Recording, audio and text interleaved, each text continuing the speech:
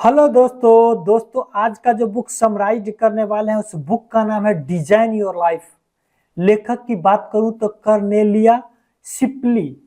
Physically और mentally अगर बने रहे बुक समरी के साथ तो यकीन के साथ कह सकता हूं कि आप अपने जिंदगी का डिजाइन कर सकते हो, लाइफ का डिजाइन कर सकते हो। जिंदगी कोई प्रैक्टिस मैच नहीं है दोस्त, ये वही असली खेल है जिसमें या तो तुम अपने सपनों को दिशा तय करते हो या फिर हालात तुम्हारे लिए रास्ता तय कर देते हैं। हर सुबह जब तुम उठते हो, क्या तुम्हें सच में पता होता है कि तुम्हारा दिन किस दिशा में जा रहा है, या बस बाकी दुनिया की तरह तुम भी एक मशीन बन चुके हो? उठो, भागो, काम करो, सो जाओ और फिर वही दोहराओ, रिपीट करो। डिजाइन योर लाइफ किताब की लेखिका कर्नेलिया शिपली कहती है, अगर तुम अपनी जिंदगी खुद डिजाइन नहीं करोगे तो कोई और तुम्हारा डिजाइन बना देगा और वो शायद तुम्हारे मन का नहीं होगा। यह किताब सिर्फ लाइफ को सुधारो वाली नहीं है, ये सिखाती है कि अपनी लाइफ को खुद के हिसाब से गढ़ो, अपनी शर्तों पर जियो और हर दिन को एक सोच के साथ जियो। इस समरी में हम 10 अध्याय में सीखेंगे कि तुम कैसे अपनी सोच, अपने फैसले, अपने रिश्ते और अपने मन का सबको एक दिशा दे सकते हो ताकि तुम जी रहे हो ये एहसास हर दिन कर सको। तो चलिए शुरू करते हैं अपनी लाइफ की ब्लूप्रिंट खुद डिजाइन करने की यात्रा। अगर पहली बार चैनल पे आए हो तो स्वागत है और सब्सक्राइब कर लेना, क्योंकि हर दिन मैं एक ऐसा बुक समराइज करता हूं जो आपके जिंदगी में वैल्यू को ऐड करता है, आपको नेक्स्ट लेवल तक जाने के लिए इंकरेज करती है। तो समय नहीं लेते हुए शुरुआत करते हैं अध्याय नंबर 1। अपनी जिंदगी का नक्शा खुद बनाओ।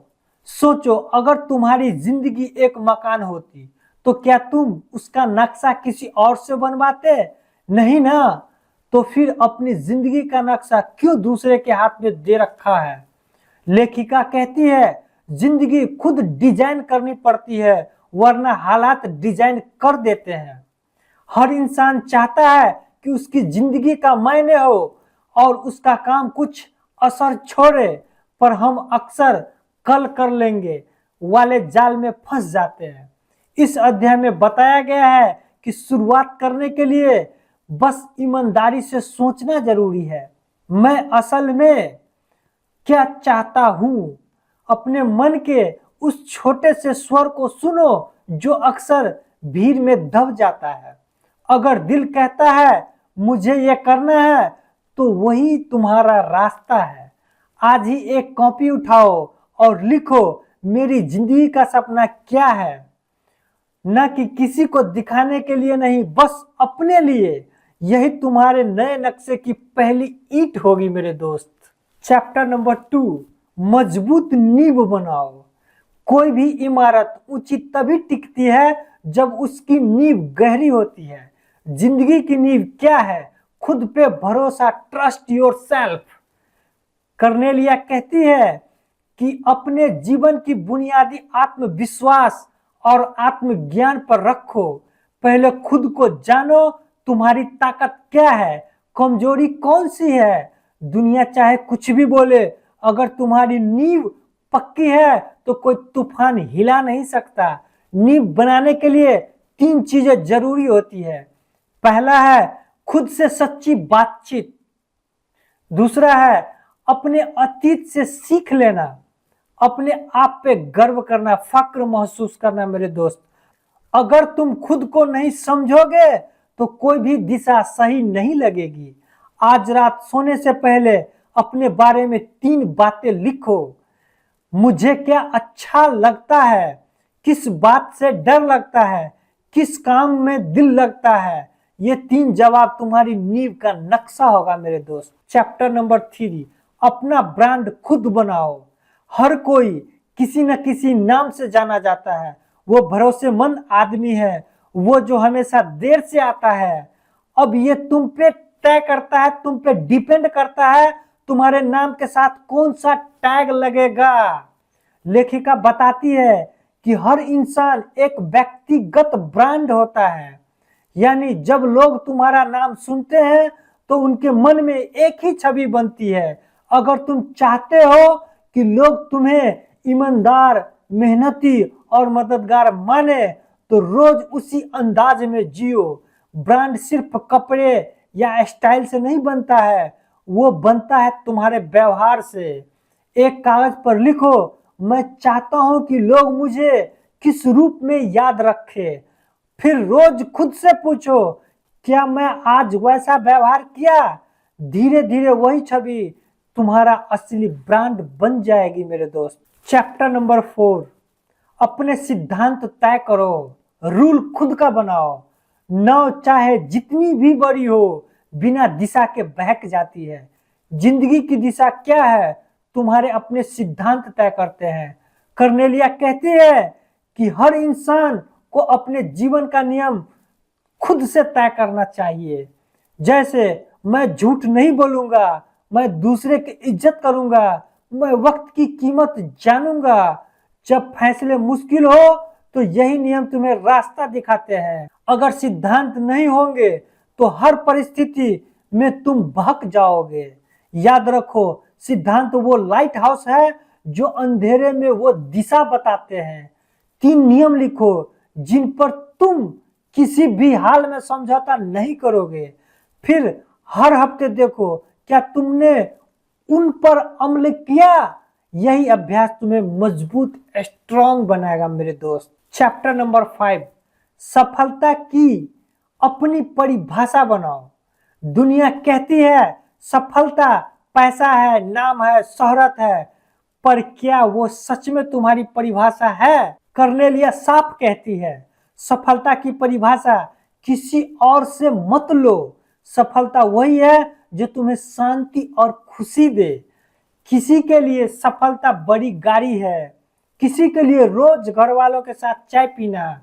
जब तुम अपनी परिभाषा खुद तय कर लोगे तो तुलना खत्म हो जाएगी और सुकून शुरू हो जाएगा। लिखो, मेरे लिए सफलता का मतलब। कुछ भी लिख सकता है, ये ब्लैंक जगह तुम्हारे लिए है मेरे दोस्त। इसमें दिल की बात लिखो, दिखावे की नहीं। अब हर दिन एक छोटा कदम उसी दिशा में बढ़ाओ। चैप्टर नंबर 6, खुद को इनाम दो, एप्रिशिएट करो खुद को, एप्रिशिएट योरसेल्फ।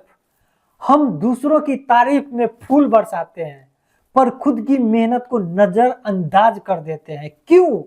इस अध्याय में लेखिका कहती है, अगर तुम खुद को सराहोगे नहीं तो थक जाओगे, थक करके गिर जाओगे। हर छोटे लक्ष्य के बाद खुद को एक इनाम दो, चाहे वो एक दिन की छुट्टी ही क्यों ना हो, पसंदीदा खाना हो।